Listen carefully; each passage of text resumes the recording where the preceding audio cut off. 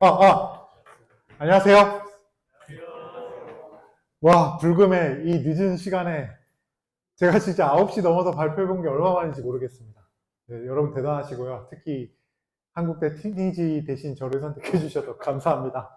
네, 지금 후반전인 걸로 알고 있는데, 네, 지금 축구하고 있습니다, 여러분. 네, 네. 근데 오는 길에 전반전 살짝 갔는데, 뭐, 그냥 그렇더라고요. 제 발표가 더 나을 것 같습니다, 여러분. 네, 걱정 마시고요. 네, 오늘 발표할 주제는 덜 먹고 더 일하는 개선 플랫폼을 만들어 본 경험에 대해서 여러분과 나눠보려고 합니다. 저는 신정규고 레벨업 주식회사에서 일하고 있습니다. 레벨업 주식회사에서는 백엔드.ai라는 플랫폼을 만들고 있고요. 여기 중에서 몇 분은 사용을 해보신 적도 있으실 것이고, 뭐 몇 분은 클라우드에서 써보신 거나 뭐 KT나 NHN을 통해서 써보신 적이 있으실 수도 있죠. 그리고 구글 디벨로퍼 엑스퍼트라는 데서 딥러닝과 머신러닝 분야의 엑스퍼트로 활동을 하고 있고요. 어째서인지 모르지만 클라우드 챔피언 이노베이터로도 활동하고 있습니다. 그리고 여러 회사들이 AI를 도입할 때 고민이 될 때 멘토링을 하고 있기도 합니다. 예전에는 텍스트 큐브라는 그 블로그 소프트웨어를 만들었었고요. 아마 여러분들은 티스토리로 더 익숙하실 것 같아요. 그리고 뭐 블로거닷컴이 되기도 했었죠. 네, 그런 걸 했었고, 그렇지만 저는 컴퓨터공학과에서 박사를 하지 않았습니다. 저는 물리학에서 박사를 했고요. 컴퓨터공학은 학부 때 복수 전공을 했었고, 그 다음에 컴퓨터가 너무 재밌어서, 재밌는 건 여러분 취미로 해야 계속 재밌잖아요. 직업이 되면 재미가 없죠? 그래서 직업으로는 물리학을 선택해서 석사 박사는 물리학 분야에서 계산내과학이라는 분야, 뭐 뉴런을 시뮬레이션 하는 거예요. 요새는 주로 딥러닝이라고 부르기도 하죠. 그걸 전공을 했었고요. 하지만 컴퓨터공학을 복수 전공하고 물리학과를 가니까 서버시 관리를 시키더라고요. 그래가지고 지금처럼 백엔드.ai 같이 수천 대의 컴퓨터를 관리하는 플랫폼을 만드는 걸로 결국 창업을 하게 되었습니다. 네, 저희는 뭐 랩을업은 연구실 업그레이드 하겠다 해서 랩을업이고요. 우리말입니다. 그래서 진짜 초창기에는 쓸 때 랩을업으로 썼는데 지금은 랩을업으로 쓰고 있습니다. 그래서 AI를 어디서나 누구나 모든 기술에 접근할 수 있게 만들자. 그래서 보통 AI가 보급될 때 가장 문제가 되는 복잡도 문제랑 그 다음에 돈 문제를 해결하는 걸 목표로 2015년도부터 창업을 해서 현재 9년차, 이제 더 이상 스타트업이 아니죠. 벤처라고 하겠습니다. 9년차 벤처입니다. 네. 자, 그러면 백엔드 AI라는 이 오픈소스 플랫폼인데요. 이 플랫폼에 대해서 소개를 하게 될 텐데, 일단 몇 가지 문제들을 먼저 짚고 넘어가도록 하죠. 아마 여기 있는 사람들이 오늘 주제와 가장 관련이 있는 그런 여러 가지 이슈들이 있고요. 에너지 효율성이란 말 혹시 들어보셨나요? 우리가 보통 전성비란 얘기를 많이 하죠. 전력 대성비란 얘기를 많이 하는데 고전적으로는 이렇습니다. 똑같은 전력을 넣었을 때 얼마나 더 많은 플롭스를 달성을 하느냐. 그러니까 플로팅 포인트 연산을 얼마나 더 많이 할 수 있느냐. 이게 기준이고요. 뭐 주로 단위로는 킬로와트당 플롭스가 되겠죠. 그런데 최근에는 에너지 효율성이라는 표현을 더 많이 쓰게 됩니다. 왜냐하면 동일한 플롭스인데도 더 많은 일을 하는 경우들이 있어요. 알고리즘이 업그레이드가 됐거나 아니면 동일한 플롭스에 더 많은 것을 처리할 수 있는 반도체가 나오거나 이런 식으로 됐기 때문에 예전처럼 단순하게 전기를 넣어서 얼마나 많은 그냥 단순 연산을 했느냐라고 그걸로 보기에는 좀 어려운 시대가 됐습니다.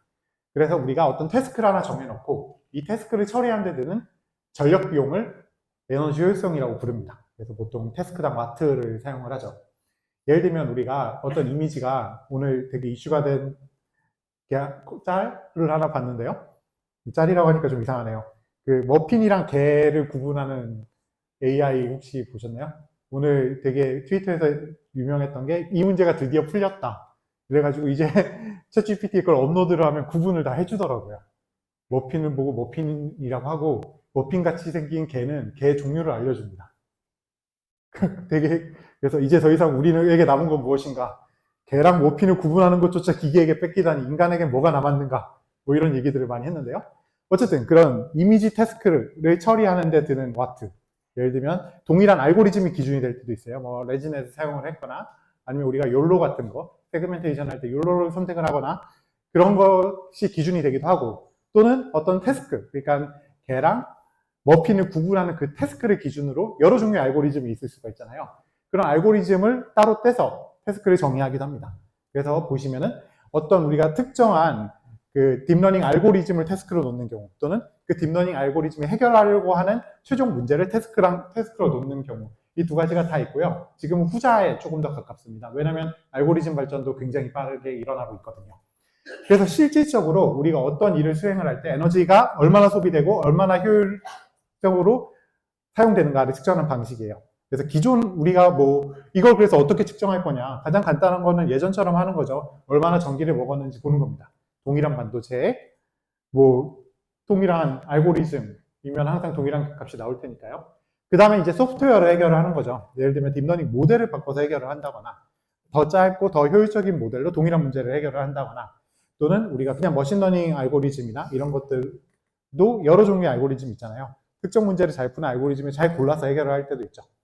또는 하드웨어를 개선하기도 합니다. 예를 들면은 우리가 동일한 문제를 해결을 할 때 엔비디아의 A100와 H100 GPU를 사용을 했을 때 H100가 동일 전력 대 태스크를 처리하는 속도가 약 3배에서 4배 정도 빠른 걸로 알려져 있죠. 나머지는 다 똑같은데 하드웨어를 바꿨더니 더 빨리, 그러니까 더 많은 일을 처리할 수 있게 되기도 합니다. 이게 왜 중요해지느냐, 되게 단순하게 보면은 지구온난화가 실제로 시작됐기 때문이죠. 저는 포항에서 학교를 다녔는데요. 제가 이제 학교를 2013년에 이제 학위를 받고 나왔는데, 그때쯤 되면 이제 슬슬 앞바다에서 열대어가 잡히기 시작하던 시절입니다. 지금에 와서는 여러분 휴게소 가면 오징어 10,000원 넘는 거 아세요? 엄청나게 값이 올랐죠? 굉장히 일반화가 됐고, 예전까지 조용했다면 재작년, 작년부터는 유럽이나 미국 쪽에서 실제로 피해를 받는 사람들이 많이 생기기 때문에 이런 문제가 되게 구체적인 이슈가 됐습니다. 그래서 국제적으로 뭐 ESG 경영을 하는 회사들을 우대를 해준다거나, 아니면 아리백을 도입을 해서 실제로 완전히 리사이클 에너지로만 어떤 태스크를 처리하는 경우들에 대해서 인센티브를 준다거나 하는 것들이 시작이 됐죠. 두 번째로는 원자력 발전의 전 세계적 의존도가 후쿠시마 이후로 크게 감소했기 때문입니다. 특히 이런 직격탄을 맞은 뭐 일본이나 독일, 그리고 유럽 지역의 수많은 뭐 지금 그것 때문에 문제가 되기도 했죠. 원자력을 덜어내고 석유 발전으로 그걸 일부 대체했는데 전쟁이 났잖아요. 어쨌든 그런 식으로 발전의 패러다임이 바뀌고 있는 시기이기 때문에 중요해지기도 합니다. 마지막으로는 자원이 무기화되는 경향이 최근 2년 동안 엄청나게 강해졌기 때문입니다.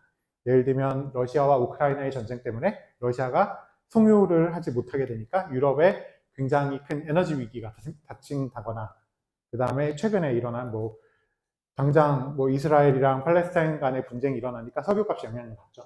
이런 식으로 여러 가지 문제들이 계속 발생을 하고 있고, 인류는 이미 사용할 수 있는 에너지를 풀로 당겨서 쓰고 있는 중이기 때문에 이 에너지 효율성이 갈수록 중요해지고 있습니다. 실질적인 문제를 보죠. 뭐 위에 거는 또 딴 얘기긴 한데, 사회적으로 우리가 쉽게 이런 여기는 우리 전산을 하는 사람들이잖아요. IDC를 건설을 할 때 여러 가지 이슈들이 있어요. 지방에 지으면 왜 지방에 짓느냐는 이슈도 있고, 지방이 아니라 수도권에 짓는다고 하면은 왜 우리 집 앞에다 거대하게 괴상한 건물을 짓느냐, 이런 얘기들도 계속 있죠. 그 다음에 전기를 실제로 많이 쓰기도 합니다. 작년에 그 슈퍼컴퓨팅 컨퍼런스에 갔을 때 이 후카쿠라고 부르는 당시에 전 세계 슈퍼컴퓨터 1위였던 그 일본의 리켄이라는 연구소가 있어요. 거기에 이 후카쿠 담당자분이 톡하는 걸 들었는데 되게 흥분해서 톡을 하셨어요. 톡을 하는데 그 주제가 뭐였냐면, 내가 이거를 50% 이상 켜본 적이 없다, 처음에 데모할 때 빼고, 라고 하시더라고요. 전기료를 국가에서 제대로 주질 않아가지고 항상 반 정도는 꺼놓는 상태로 진행이 된다고 합니다. 근데 이게 남 얘기라고 생각하고 그렇구나, 별거 없네라고 했는데 우리나라에서도 지금 그런 현상들이 생기고 있죠. 내년에 예산은 올해와 사실 비슷한 걸로 알려져 있지만 전기료 자체가 오르니까 실제로 집행할 수 있는 전력은 줄어들게 되는 거죠. 그래서 실질적으로 돈이 없다는 문제에 미치고 있습니다. AI가 그런데 왜 여기서 되게 중요한 역할을 하냐면, AI는 어마어마하게 전기를 많이 쓰고 있기 때문입니다. 2023년 기준으로 전 세계 연산자원 전체에서 30%를 AI가 쓰고 있어요. 그리고 원래는 1등으로 많이 사용되던 게 블록체인 빼고 하이퍼포먼스 컴퓨팅이었는데요. 우리가 고성능 컴퓨팅, 슈퍼컴퓨팅이라고 부르는 분야인데, 걔도 그 AI 시절 전에 30% 정도를 썼습니다. 근데 AI가 커지고 전체적인 연산량이 늘어나니까 20% 정도로 줄어들었고요. 어쨌든 이 두 가지만 합쳐도 전 세계에 있는 모든 연산 자원의 50%를 사용을 하고 있어요. 그리고 이 추세는 계속 늘어날 것으로 예측이 됩니다. 그 이유는 AI 모델의 크기가 해마다 8배 정도씩 최근 5년 동안 증가해 왔기 때문이에요. 그런데 그걸 늘리는 가장 빠른 방법은 당연히 규모를 키우는 거고, 반도체 발전도 3년마다, 2년마다 3배 정도씩 빨라지고 있기 때문에 정말 해마다 8배씩 전력 소모량이 늘어나고 있진 않지만, 그리고 최근에 블록체인이 죽으면서 AI 쪽으로 많이 몰려서 전체적인 사회에서의 전력 소모량이 크게 증가는 하고 있지만 엄청 증가하진 않았지만 이제 그런 버퍼가 없는 상황에서 내년, 내후년으로 이어지는 에너지 사용량은 어마어마할 것으로 예상을 하고 있습니다. 그리고 AI는 비교적 새로 등장한 워크로드예요. 되게 단순하다는 특징이 있고요. 그런데 전기를 되게 많이 먹는다는 특징이 있습니다. 행렬곱은 되게 단순한 연산이긴 하지만 행렬을 항상 곱만 하는 게 아니라 다양한 연산들을 하기 때문에 예를 들면 역행렬을 구하는 계산은 우리가 하는 계산 중에서 가장 복잡한 축에 속하죠. 여러분들 혹시 대학교를 다니셨던 분들 중에서 현현대수를 배우신 분들은 디컴포지션이 기억나시는 분들 계신가요? 매트릭스 디컴포지션을 해야 되죠. 그 다음에 AI 워크로드 같은 경우는 일단 한 곳에 모아야 됩니다. 분산을 할 수가 없어요. 지역적 분산을 하기가 굉장히 어려운 워크로드예요. 왜냐하면 그 수많은 기계들이 서로 엄청난 양의 통신을 해야 되거든요. 그렇기 때문에 사이트를 한 곳에 모아야 되고 그러다 보니까 사이트당 전력 사용량이 엄청나게 크다는 문제가 있습니다. 그리고 비용도 엄청나기 때문에 예를 들어 다른 분야에서 1%를 개선했다고 하면 티가 안 나는데 1000억을 계속 소모하는 어떤 시스템에서 1%면 10억이잖아요. 그러니까 1%가 굉장히 큰 포션이 됩니다. AI를 계산할 땐 보통 GPU를 사용을 하죠. 여러분들 일반적인 AI 워크로드의 표준 구동 장비로 사용이 되고 있고 엔비디아가 이제 게임용으로 사용되던 걸 쿠다라는 라이브러리를 만들어서 2000년 초에 2007년인가 6년인가 그랬던 것 같은데 8년인가요? 네. 쿠다를 내놓으면서 일반적인 연산에 사용할 수 있도록 바꿨고 그 다음에 CUDNN이 나오면서 딥러닝의 워크로드를 대부분 처리하고 있죠. 그러니까 에너지적인 측면에서 보면 얘는 굉장히 많은 종류의 연산 자원이 계층적으로 만들어진 구조를 가지고 있습니다. 이게 CPU랑 가장 큰 차이점이에요. CPU는 소수의 파이프라인을 굉장히 길게 가져가는 식으로 구현이 되어 있고요. GPU는 굉장히 다수의 연산 자원들을 번들로 묶고 그 번들들을 또 번들로 붙는 식으로 보통 2단계에서 3단계, 보통 3단계죠 요새. 3단계의 하이라키를 갖는 구조를 갖고 있습니다. 그렇기 때문에 상대적으로 전력 소모 특성이 예측이 쉬워요. 각각의 뒤에서 설명드리겠지만 스트림 멀티프로세서죠. 엔비디아 같은 경우는 스트림 멀티프로세서가 소모하는 전기는 딱 정해져 있고 거기에 달린 램 사이즈도 예를 들면은 6메가씩 번들당 6메가씩 이렇게 정해져 있기 때문에 걔한테 연산을 돌리면 그냥 그만큼의 전기가 소모가 됩니다. 하지만 최근에는 이게 조금 더 어려워진 특성이 있는데요. 예전에는 쿠다를 스트림 SM 단위에서만 생각을 하면 됐었는데 이제는 예를 들면 이미지를 처리를 하거나 동영상을 처리를 하는 서베일런스 분야에도 도입이 되면서 미디어 인코더나 디코더가 전기를 굉장히 많이 쓰기도 하고요. 그 다음에 텐서, 그러니까 행렬 연산의 특정한 크기의 행렬을 굉장히 빨리 곱해주고 스트림으로 처리를 할 수 있게 하는 텐서코어 개념이 도입이 되면서 어떤 워크로드가 쿠다코어의 파이프라인을 타고 있는지 텐서코어의 파이프라인이 타고 있는지에 따라서 이 워크로드가 소모하는 전력량이 크게 달라지기도 합니다. 저게 예측이 어려운 이유는 어디를 탈지를 우리가 결정을 할 수가 없어요. 보통 엔비디아 라이브러리가 결정을 하기도 하고 현재 유유 자원의 종류에 따라서 결정되기도 합니다. 또한 이런 GPU가 아니라 AI 액셀러레이터, 우리가 NPU라고도 부르죠. 근데 NPU는 사실 공식 명칭은 아니에요. 화웨이가 갖고 있는 상표고요. 포크레인, 호치키스 이런 느낌입니다. 얘는 이제 제로 스키핑이라고 해서 행렬에서 잘 안 사용되는 거를 많이 잘라가지고 행렬 연산에 필요한 크기를 줄인다거나 모델을 경량화를 해서 특정한 16비트 인티저, 8비트 인티저 이런 것들을 처리할 수 있도록 해서 좀 단순하게 만들고요. 또한 거기서 지원하는 여러 종류의 계산들, 옵스라고 부르는 계산 종류들을 아주 필요한 것만 빼고 나머지들을 다 잘라냄으로써 GPU나 CPU에 비해서 훨씬 더 경량화된 연산 유닛을 가지고 있는 것이 특징입니다. 그래서 FPGA를 그냥 구워서 AMD가 주로 공급을 하죠. 거기를 구워가지고 칩을 만들거나 아니면은 정식으로 칩을 찍는 삼성팹이나 시간이 얼마 안 남았죠? 네, 왜 이렇게 시간이 큰일 났네? 저 60페이지가 넘는데 9페이지거든요. 빨리 하겠습니다. 네, 어쨌든 이런 두 종류가 모두 존재하고 대부분은 서빙용으로 사용이 되고 있습니다. 그래서 이거는 생략을 할게요. 대충 AMD랑 쿠다가 어떤 식으로 하이라키가 있느냐인데 간단하게 설명드리면 이것만 기억하시면 돼요. 쿠다에서는 워프가 최소 단위예요. 몇 워프를 도느냐가 얘가 얼마나 많은 연산을 하느냐 이걸로 결정을 하시면 되고요. 그 다음에 AMD에서는 그 레인을 생각하시면 됩니다. 그래서 원래 개념은 요렇게가 맞는데 우리가 최소 개념으로 전기를 생각할 때는 워프랑 레인을 보시면 됩니다. 렉은 아시죠? 그 전산실이나 IDC 가면 요거 한 칸이 렉이고요. 40칸 이상의 어떤 유닛들로 구성이 되어 있습니다. 이게 렉이고, 이 렉당 우리가 이렇게, 이건 지금 저희 회사 렉인데요. 이렇게 GPU들을 다 꽂게 되는데, 우리가 보통 인터넷 데이터 센터, IDC라는 곳에 임대를 해서 이걸 놓게 되죠. 전력이 사무실에 놓기는 좀 힘드니까요. 그런데 보통 우리가 웹 서비스, 웹 어플리케이션 서비스용 렉은 뭐 전기를 조금만 공급받는 곳은 4kW 정도의 전기가 들어가요. 그리고 조금 많이 들어가는 곳은 6kW에서 6kW 정도가 들어갑니다. 6000W 정도를 소모를 하죠. 그런데 GPU는 무지무지하게 전기를 많이 먹습니다. 예를 들면 웹 서비스용 4kW 렉에는 H100 GPU 3대 꽂으면 끝나요. 근데 보통 4개를 꽂아. 이 3개라는 게 컴퓨터 3개가 아니라 요거 한 대 안에 들어있는 GPU를 3개밖에 못 쓴다는 겁니다. 그러니까 나머지 공간을 다 놀려야 됩니다. 그래서 근데 보통 4개씩 그냥 꼽아요. 아시다시피 우리가 마진이 있잖아요. 전력 마진을 믿고서 조금 더 꼽습니다. 8kW 같은 경우는 8대를 꼽고요. H100 8대 같은 경우가 이제 우리가 일반적으로 생각하는 DGX, 그러니까 엔비디아의 표준 딥러닝 플랫폼 구성의 한 대에 해당됩니다. 요거 한 대에 8대가 꽂혀 있다고 보시면 돼요. 이게 6칸 정도를 차지를 하고요.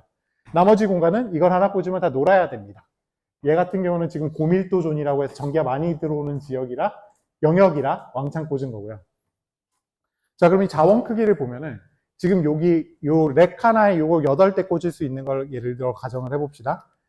그러면 뭐 이건 소모하는 메모리 양인데 원래는 동영상이지만 PDF니까 없어졌죠.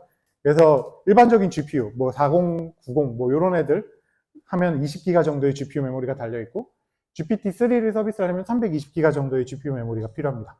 이걸 양자화를 잘하면 180기가 정도로 줄일 수 있다고는 알려져 있어요.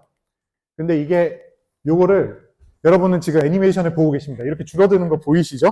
쭉 줄어들어서 이렇게 줄었어요. 요게 요만해졌습니다. 그리고 요걸로는 이제 라마라고 부르는 공개 소스, 오픈 소스는 아니니까요. 네, 공개 언어 모델의 가장 큰 모델이 70빌리언, 700억 파라미터 맞나요? 700억 파라미터 인퍼런스를 2개 서빙을 할 수 있고요. 요거면. 그리고 800기가 정도가 되면 GPT-4 인퍼런스를 MOE로 2개, 3개 정도 돌릴 수가 있습니다. 그리고 구글 이번에 공개했던 팜이랑 팜2를 훈련할 때 최소 요구 메모리는 8.9TB 정도예요. 이게 CPU 메모리면은 그냥 그런데 이게 GPU 메모리라는 게 다르죠. 일반적으로 HBM이 이거 어마어마하게 비쌉니다. 그래서 장수로 따지면은 요게 내장이에요. 그러니까 아까 전에 렉 기준으로 따지면 약간 전기가 많이 들어가는 존에서 렉 하나에 인퍼런스 모델 하나 돌릴 수 있는 겁니다. 그러니까 어마어마하게 전기를 많이 쓰는 거죠. GPT-4 같은 경우는 10장 정도 필요하고 팜 같은 경우는 100장 이상이 필요한, 이게 그러니까 최소 요구 용량이라 100장 이상이 필요합니다. 세레브라라는 칩은 이제 어마어마하게 큰 NPU가 있는데요. 걔는 한 장이 8테라죠, 메모리가. 그래서 전기를 많이 써요. 그래서 얼마나 많이 쓰느냐. 아까 그거는 이제 서비스를 할 때의 기준이고, 만들 때의 기준으로, 예를 들면 라마2를 만들 때 우리가 알려진 건 엔비디아 A100을 4096대를 썼다. 2달 동안. 이렇게 얘기를 했죠. 4096대면 대충 머릿속으로 계산을 해보시면 어마어마한 전기인데, 그러니까 이게 이거 어떻게 계산해야 될까요? 3584kW? 그러니까 3.6MW를 소모를 하는 겁니다. 2달 동안. 그게 어느 정도냐면은 1660가구가 쓸 수 있는 일반적인 아파트 단지 2개의 소모 전기를 소모를 한다고 보시면 돼요. 훈련을 하는데 그걸 2달 정도 훈련을 하면 라마2를 만들 수 있습니다. 그리고 우리가 보통 밖에서 요새 살 수 있는 DGX A100 이 8장 들어간 거 H100도 8장인데 이 두 종류 같은 경우는 7kW, 10kW씩을 먹으니까 아까 그런 일반적인 4개는 넣을 수가 없고 전기가 많이 들어오는 곳에만 넣을 수가 있죠. 그리고 엔비디아가 제공하고 추천하는 슈퍼컴퓨팅 표준 시스템이 요게 슈퍼파드라고 부르는 구성인데 요거 하나하나가 이제 이게 엔비디아 DGX H100이에요. 그래서 렉 하나당 보통 47kW를 권장을 합니다. 한국에는 그래서 요걸 설치할 수 있는 곳이 지금은 없어요. 그리고 이걸 41에다가 6kW 마진 줘서 47kW씩 제공을 하고, 중간에 네트워크 스파인 같은 경우는 20kW를 지원을 해서 어마어마하게 전기를 많이 먹는 시스템이죠. 그런데 그래서 얘네들이 갈 데가 없어요. IDC는 우리가 아까 4kW에서 6kW 막 이렇다고 말씀을 드렸고, 고밀도 존이라고 해서 한국에 이제 몇 군데 있는데, 전기를 애초에 많이 들어가도록 설계한 곳은 맥당 8에서 12kW 정도를 보통 허용을 합니다. 그러니까 전 세계 전국을 다 보면은 우리나라에 이제 데이터 센터가 약 150개가 있는데, 걔네들 각각 IDC당 보통 11MW씩을 소모를 제공을 하고 있어요. 아까 앞에서 라마트로 훈련시키는 그 모델 하나 훈련하는데 3.6MW였잖아요. 그걸 생각을 해보시면 어마어마하다고 보실 수 있습니다. 물론 한 2, 3년 안에 많은 것들이 해결이 될 걸로 보여요. LG나 네이버가 현재 열심히 각도 올리고 있고 올리고 있죠. 그래서 다양한 대안들이 있어요. 어떻게 기계를 일단 전기를 덜 쓰게 만드는 게 가장 쉬운 방법이고, 그리고 얘네들은 이제 딥러닝 워크로드를 돌려주는 거, 만드는 건 어차피 안 되니까 포기하고 돌려주는 데만 집중을 해서 그 딥러닝 서버와 웹 어플리케이션 서비스의 중간 어디쯤에 전기를 소모하게 만들자라고 하고 있죠. 그래서 이걸 분석하는 방법이 여러 가지인데, 이것도 중요하지 않으니까 넘어가도록 하겠습니다. 여러 가지 방법으로 이걸 분석을 하게 되는데, 어쨌든 그럼에도 불구하고 GPU는 계속 사용이 늘어나고 있어요. 왜냐하면 최근에 등장하는 수많은 워크로드들은 그 GPU로 가속할 수 있는 경우들이 많고, 그렇기 때문에 GPU를 사용하는 게 오히려 전력 효율적인 경우들이 더 많습니다. CPU 대비해서요. 특히 워크로드 중에서 AI 워크로드들 같은 경우는 CPU 대 GPU의 전성비 차이가 100배 정도가 난다고 보시면 돼요. 물론 이걸 따라잡기 위해서 최근에 인텔이나 AMD가 CPU에 이런 AI 전용의 명령어 세트를 넣음으로써 많이 따라잡으려고 하고 있죠. 그 다음에 하드웨어를 DPU라고 부르는 하드웨어를 도입을 해가지고 전력을 매니지먼트 한다거나, 아니면 스마트닉 같이 네트워크 단에서 여러 가지 로드 밸런스를 하는 여러 가지 기술들을 도입을 하고 있고요. 그리고 저희처럼 이렇게 삽질을 해서 소프트웨어적으로 어떻게 버텨보려는 경우들도 있습니다. 저희는 사실 이거 에너지 효율성으로 처음 시작을 한 건 아니고, 저희가 2015년에 시작할 때는 당연히 초고성능 달성이 목표였는데, 어쩌다 보니까 세상이 초고성능을 다 받아줄 수 없는 세상이 돼서 역으로 에너지 효율성에 기여하게 되었죠. 이 시간이 다 됐으니까 어마어마하게 빨리 넘어가도록 하겠습니다. 5분 남았나요? 네. 네, 이제 여기까지가 서론이었고요. 빨리 하도록 하겠습니다. 네. 네, AI는 어마어마하게 빨리 발전하고 있고, HPC도 도전 과제가 굉장히 늘어나고 있는데, 어쨌든 복잡도가 증가하고 있고요. 그래서 저희가 2015년도에 처음 시작할 땐 컨테이너를 사용하자라고 했습니다. 당시에 도커가 나온 지 3년 차였고, 컨테이너는 굉장히 괜찮은 종류의 격리 방법으로 생각을 했기 때문이고요. 쿠버네티스는 세상에 없었고, 슬럼이 있었죠. 그런데 문제는 슬럼이나 구글 보그, 쿠버네티스가 됐죠, 나중에. 얘네들은 문제가 각자 있어요. 슬럼은 속도가 좋은 대신 격리가 잘 안 되고, 쿠버네티스는 당연히 이제 컨테이너로 격리가 어느 정도 되긴 하지만 퍼포먼스 이슈나 하드웨어 지원 이슈 등등등등이 있었습니다. 그리고 추상화 구조가 되게 희한하잖아요. 하드라고 하는 의미의 추상화 구조를 만들고 그걸 이제 사용하는 식이니까요. 어쨌든 그래서 이 두 가지 다 마음에 안 들어서 그냥 만들기로 했습니다. 그래서 처음부터 만들자. 그래서 지금은 그 쿠버네티스 같은 툴을 만들었죠. 아예 소코반이라고 부르는데요. 원래 컨테이너 파일럿이었는데 이름이 못이 없잖아요. 그래가지고 소코반으로 바꿨습니다. 그리고 이걸 통해서 굉장히 많은 종류의 가속 하드웨어들을 지원을 해보자. 장점으로는 하드웨어랑 직접 결합을 하고 스케줄링이나 배치를 굉장히 파인 그레인드 레벨에서 할 수 있게 함으로써 우리가 쿠버네티스를 통해서 얻을 수 있는 장점인 추상화된 어떤 컨테이너 팜의 장점을 포기하는 대신 어마어마하게 최적화를 할 수 있게 만들어 보자는 거고요. 단점은 이제 생태계랑 통합을 위한 추가적인 노력을 해야 되죠. 근데 하면 되기 때문에 하고 있고 했습니다. 그래서 소코바는 요거 혹시 이런 게임 기억나시는 분 있으신가요? 옛날에 전화기에 푸시푸시라고 그 스마트폰 전시대에 공짜로 껴주던 게임들이 있거든요. 그 컨테이너 밀어가지고 잘 정리하는 건데 이게 소코반이라는 게임입니다. 근데 이름 그대로 쓰면은 당연히 도메인 없으니까 V로 바꾼 거고요. 네, 그래서 디자인 원칙 하나입니다. 파드가 없어요. 컨테이너 플랫폼인데 그냥 런타임에 필요한 자원을 요청하고 거기에 따라서 동적으로 어떤 컨테이너 번들을 만드는 식입니다. 그리고 컨테이너 번들을 만들 때 수많은 요소들을 고려하게 되죠. 가장 많이 고려하는 게 물리적으로 가까이 있느냐. 왜냐하면 AI 워크로드 같은 경우는 아까 전에 커뮤니케이션이 엄청 많아서 지역적으로 많이 퍼뜨릴 수가 없다고 했었잖아요. 그런 것들 때문에 네트워크 허브, 스위치를 2단계만 타도 속도가 느려지는 경우들이 있어요. GPU랑 GPU가 직접 통신을 하도록 인피니밴드로 보통 연결된 경우들이 많기 때문에. 그렇기 때문에 무조건 한 곳에 모으는 게 최고입니다. 그런 식으로 아예 그런 걸 고려한다거나 아니면 하나의 노드 하나 안에서도 뒤에서 설명을 할 텐데, 네, 뒤에 빨리 넘어가고 여기서 설명을 하고 넘어갈게요. 시간이 없으니까. 네, CPU 하나 안에서도 예를 들면 멀티코어 노드 같은 경우에 뭐 0번, 1번 CPU가 있는 경우에 0번 CPU가 가지고 있는 PCI 익스프레스 레인에 직결되어 있는 GPU들을 우선적으로 CPU 0번이랑 같이 묶어서 거의 CPU 셋에 묶어가지고 할당하는 식으로 최적화를 합니다. 그러니까 엄청나게 아래 레벨에서 속도를 올리려는 노력들을 하게 되죠. 그래서 하드가 없고요. 스케줄러를 마음대로 갈아 끼울 수 있으면서 동시에 이제 다중 사용자 지원이 우선적으로 고려가 되어 있고요. 그래서 어마어마하게 쉽게 하드웨어를 붙일 수 있게 하면서도 하위 시스템으로는 다양한 종류의 에이전트들을 붙일 수 있게 하고 거기는 이제 컨테이너나 쿠버네티스도 포함이 되죠. 그래서 백엔드.ai라는 툴을 만들어서 현재는 많이 공급을 하고 있고 이게 자랑입니다. 그리고 뭐 지금까지 여러 곳에서 사용을 하고 있고 뭐 전 세계에서 많이 사용이 되고 있다 이런 것들이고요. 중요하지 않으니까 넘어갈게요. 네, 오픈소스니까 여러분들이 직접 깔아서 삽질을 하실 수도 있고요. 뭐 맥, 윈도우, 리눅스 모두 잘 설치가 되고 현재는 전 세계에서 약 10,000개의 엔터프라이즈급 GPU를 운영하고 있습니다.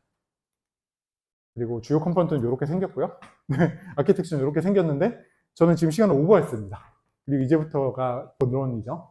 자, 이 시스템을 가지고 어떻게 최적화하느냐. 일이 있다고 칩시다. 어떤 하나의 일이 있는데 여러분들도 그런 일이 자주 있잖아요. 뭐 회사에서도 생기고 5분 더 써도 되나요? 네. 회사에서나 뭐 집에서나 학교에서나 일이 있는데 이 일을 여러분들 일 떨어지면 빨리 끝나고 쉬는 쪽이세요? 아니면 듀가 있으니까 듀까지 천천히 하는 쪽이세요? 물론 대부분의 사람들은 듀가 닥쳐서 하는 걸 알고 있긴 합니다만 어쨌든 이 두 종류 중에 어느 게 더 효율이 높을까요? 우리가 에너지 효율성의 측면에서 봤을 때 정답은 이게 다릅니다. 경우에 따라서 당연히. 그런데 기본적으로는 AI 자원은 기초대사량이라는 게 있어요. 그러니까 아무것도 안 하고 가만히 숨만 쉬어도 소모하는 전략들이 있습니다. 근데 되게 재밌는 거는 그 기초대사량의 대부분은 CPU랑 메인보드 쪽에서 나오고 GPU는 진짜 아무것도 안 하면 정말 전기를 안 먹습니다. 너무나 단순하기 때문에. 그렇기 때문에 이런 걸 고려를 해서 예를 들면 우리가 AI 워크로드라고 부르는 것도 여러 종류가 있는데 그런 경우들에 대해서 어떻게 할 것인지 그리고 마지막으로 그런데 상상도 못한 건 어떻게 할 것인지 소개를 할 거고요. 자, 단위 태스크를 그러니까 이건 빨리 하는 거죠. 최소의 시간에 최대의 자원을 투입해서 야 빨리 하고 놀자 하는 게 있고요. 두 번째로는 전력 소모 자체를 줄이되 어쨌든 듀 안에 끝나도록 천천히 하는 방법 이 두 가지가 있을 겁니다. 그래서 이 두 가지에 대해서 최적화를 한 기술들을 소개를 할 건데요. 일단 태스크당 에너지 소모를 보면은 일반적으로 AI를 훈련하는 과정에서는 빨리 끝내는 게 훨씬 더 유리해요. 무조건 빨리 끝내야 됩니다. 다 모아서. 그런데 우리가 서비스를 하는 경우에는 워크로드가 예를 들면 AI 서비스 종류도 굉장히 다양하거든요. 이런 것들을 하나의 팜에서 다양하게 돌리게 되는데 그렇기 때문에 적정 시간에 한 곳에 몰지 않고 여러 곳에 퍼뜨리는 게 훨씬 더 유리합니다. 뭐 네트워크 부하도 줄일 수가 있고요. 뭐 우리가 로드 피크 같은 것도 훨씬 더 줄여서 볼 수가 있고 이렇기 때문에 두 종류의 워크로드가 완전히 다른 특성을 가져요. 그래서 뭐 이런 것들을 하는데 여기서 파란색들은 성능 최대화에 최적화된 기술들이고 초록색은 전력 소모를 줄이는 기술들이에요. 하지만 시간이 없으니까 다 넘어가겠습니다. 그래서 어쨌든 스케줄러가 백엔드.ai는 두 개가 있는데 하나는 전체 클러스터를 스케줄링하는 거, 하나는 노드 하나 안에서 여기에 달려있는 하드웨어들을 최적화하는 이 두 단계가 있고요. 그래서 클러스터 레벨에서는 전체적인 밀도를 조정을 하고 노드 수준에서는 연산 장치들이랑 CPU, 메모리 등의 뭐 PCI 익스프레스 레인이 어떻게 되느냐 아니면 내부적으로 뭐 GPU끼리 NVLink 어떻게 연결되어 있느냐 이런 것들을 다 고려를 하게 되어 있고요. 그 다음에 그런 식으로 어떤 하드웨어가 어디에 연결되는지를 고려해서 배치를 하고 그런 것들을 직접적으로 사용하는 예를 들면 GPU 다이렉트 같은 GPU가 직접적으로 네트워크에 액세스를 해서 데이터를 읽어가는 기술들이 지원하게 되어 있고요. 그 다음에 데이터 IO가 결국 2020년부터 저희가 제일 많이 겪었던 문제였는데요. GPU가 100대가 넘어가면은 GPU는 놉니다, 여러분. GPU한테 충분히 밥을 줄 수가 없어요. 하나 싱글 데이터 레이크에서는. 그 당연하겠죠. 스루풋이 정해져 있는 스토리지에서 가져가려는 숟가락만 늘은 거잖아요. 그래서 그런 경우들을 어떻게 최적화할 것인가에 대한 여러 가지 일들을 했었고요. 뭐 업로드 다운로드 플레이를 완전히 분리한다거나 아니면 수많은 파일 시스템의 그 엑셀러레이팅 바이너리들을 전부 추상화를 해서 뭘 써도 상관없이 돌아가도록 만든다거나 아니면 네트워크 자체를 노드마다 3개, 4개의 다중 네트워크 플레인으로 분리하고 서로 영향을 주지 않도록 하는 등등의 삽질이 있습니다. 그리고 GPU를 드라이버 레벨에서 분할 가상화를 해서 GPU를 나눌 수 있게 했었고, 그리고 이걸 통해서 우리가 뭐 예를 들면 쿠버네티스 기반에서는 GPU를 할당할 때 항상 하나 단위로 할당을 하고 파드를 미리 정해놓고 그 단위에서만 할당을 할 수 있는데, 이걸 벗어나는 방법은 하나밖에 없어요. 파드를 동적으로 만들었다 지웠다 만들었다 지웠다는 겁니다. 굉장히 비효율적인데, 저희 같은 경우는 그냥 애초에 파드가 없으니까, 그리고 GPU도 추상화가 되어 있기 때문에 GPU를 필요한 만큼 쪼개가지고 뭐 하나를 2개의 세션에 나눠준다거나 뭐 많게는 20개, 30개에도 나눠줄 수는 있죠. 그래서 유유 자원을 최소화해서 저전력을 달성을 하면서 동시에 필요에 따라서 특히 AutoML 같은 걸 돌릴 때는 고성능을 달성을 할 수 있기도 합니다. 그리고 ARM64를 완전히 지원을 했고요. 이건 사실 위에 거는 이거는 좋은 말이고요. 아래 건데 저희가 전부 애플로 갈아타고 나니까 개발 환경 구성이 너무 힘들어가지고 내 웹북에서 잘 되게 모두가 모든 열의를 가지고 네, 포팅을 했습니다. 뭐 지금은 리스크5로도 포팅이 돼 있어요. 누가 킥스타터에서 리스크5 보드를 질렀거든요. 네, 그 다음에 여러 종류의 가속기를 지원하기 위해서 가속기를 플러그인으로 붙이는 부분을 완전히 추상화를 해서 앱스트랙트 엑셀러레이터 포맷에 맞추게 되면은 뭐 엔비디아든 AMD든 뭐 지금 나오고 있는 리벨리온이나 피리오사의 하드웨어도 쉽게 붙일 수가 있게 되어 있고요. 그 다음에 이런 것들을 시간에 따라서 유유자원을 동적으로 다룰 수 있는 패스트트랙이라는 솔루션을 만들어서 통합을 했습니다. 예를 들면 지금 현재 제공하고 있는 것은 낮 시간에는 기관 안에서 라마2로 그냥 써요, 사람들이. 그러니까 내부 챗봇인 거죠. 밖에 데이터를 유출할 수 없는 내부 챗봇을 쓰고, 사람들이 퇴근한 시간 이후에는 버킷에다가 그냥 던져놓은 파일들을 가지고 그거를 이제 벡터라이즈를 해서 그 데이터를 만들고, 또는 그 데이터를 그냥 그대로 텍스트로 변환을 해서 밤 시간 동안은 그걸로 파인 튜닝을 합니다. 왜냐하면 밤에는 전기료도 싸고요. 사람들이 안 쓰니까 GPU도 놀잖아요. 그래서 이거를 시간에 따라서 계속 동작을 바꾸도록 만드는 거죠. 그리고 뭐 쿠버네티스나 오픈스택을 백엔드로 붙일 수 있게 되어 있고, 지금은 백엔드.ai 자체를 쿠버네티스 클라이언트를 통해서 지원할 수 있는 기능들을 알파 테스트를 하고 있습니다. 그러니까 쿠베 CTL로 다룰 수 있게 하는 거죠. 물론 파드는 없지만 있는 것처럼 속에서 동작을 해줍니다. 그리고 이런 것들을 기반으로 여러 가지 연구들을 하고 발표를 했었는데요.